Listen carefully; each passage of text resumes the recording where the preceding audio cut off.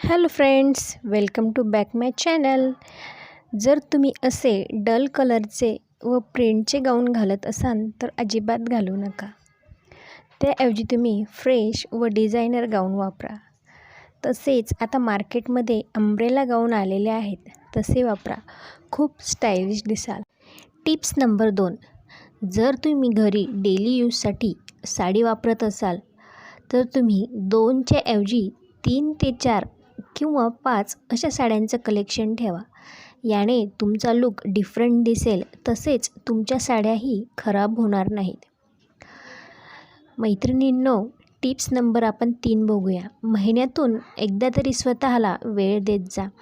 म्हणजेच दर महिन्याला थ्रेडिंग, फेशियल जमत नसेल तर क्लीनअप करत जा. याने तुमचा चेहरा सुंदर दिसेल. तसेच अधूनमधून हेअर कट करा, कारण हेअर कट केल्याने केसांची वाढ होते.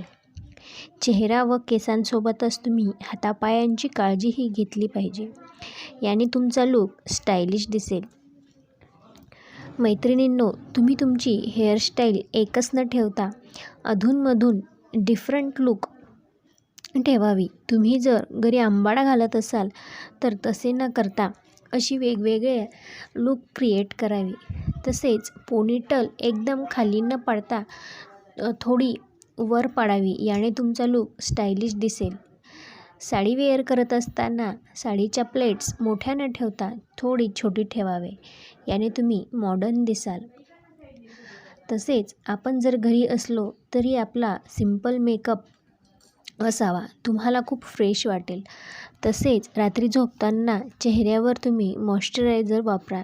याने चेहरा टवटवीत दिसेल व तुमचं सौंदर्य अधिक खुलून दिसेल.